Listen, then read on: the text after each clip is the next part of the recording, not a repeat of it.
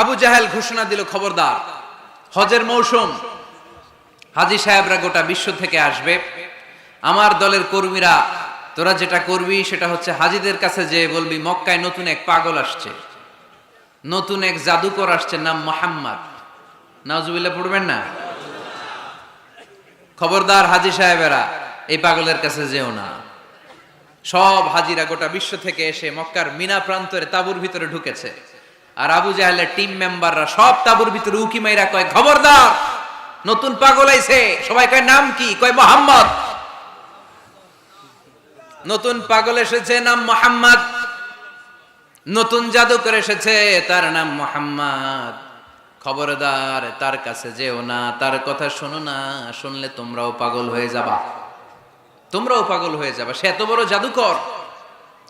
হজ করতে এসেছো করো, জমজমের পানি খাও আর খেজুর নিয়ে যাবা বাড়িতে, কিন্তু মুহাম্মদ সাল্লাল্লাহু আলাইহি ওয়াসাল্লামের কাছে যাওয়া যাবে না।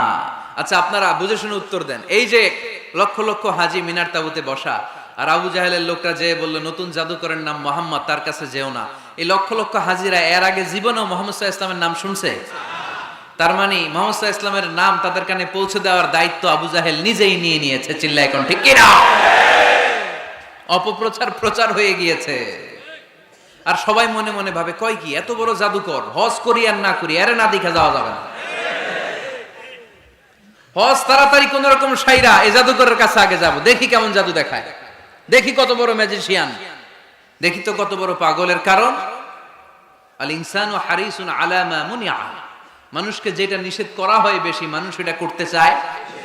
যদি বলি ওদিকে যাবি না, ওর বাপের কিরা ওদিকে যাবে, ঠিক কি না?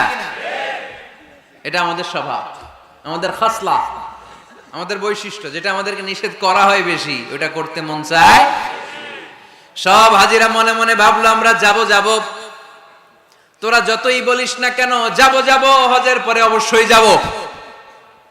দেখা গেল হজের পরে বিশ্বনবী মুহাম্মদুর রাসূলুল্লাহ সাল্লাল্লাহু আলাইহি ওয়াসাল্লামের বাড়ির সামনে বিশাল বড় গ্যাদারিং শুরু হয়েছে। সবাই লাইন ধরে দেখা করতে গেছে। দেখা করতে যে বিশ্বনবীর চেহারা দেখে প্রথম নজরেই সব পাগল।